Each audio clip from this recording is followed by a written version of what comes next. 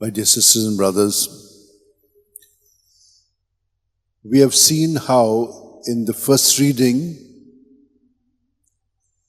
the brother and sister of Moses discriminate. Moses was now married to a Cushite woman, and they were not very happy with it.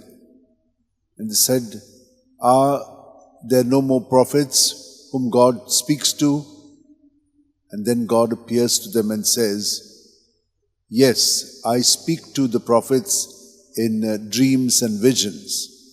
But to Moses, because he is so humble, he is so submissive, I speak to him face to face, mouth to mouth."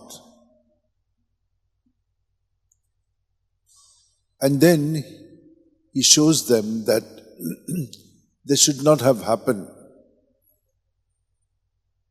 And so what happens? The consequences when we misjudge can fall upon us. For the scripture says, in judging others, you judge yourself. So Miriam got this leprosy and she became white. When Aaron saw her, he was aghast and he said to Moses, "We have sinned. We should not have done this." And he repents. And so Moses also does not take this as now, "Yes, you have done this to me, good for you." No. He pleads with God for mercy and clemency, and the Lord listens to his prayer. However, they do not move till she is healed. The whole of the Israelite camp waited till she was healed. She was kept separate. Now, my dear sisters and brothers, God has always his plans for us. And so, let us remain always focused on God and not on the peripheries. When we do that, then we get caught up in sin. Sin is what? Not having God in the entire plan. So, the grace is given to us through our baptism and confirmation to remain in Jesus and to see as Jesus sees.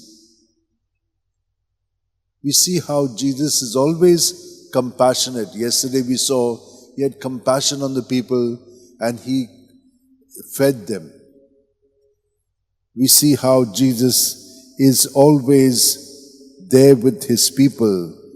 And he says, it is not what goes in, but what comes out of man that defiles them.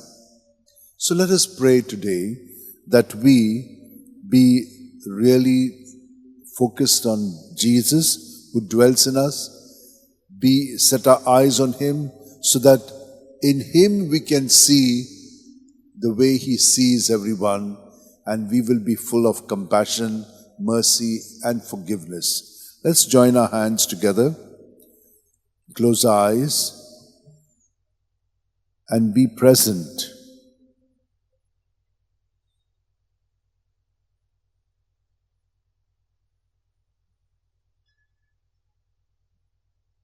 And ask the Lord to help us to always remain focused on him. Amen.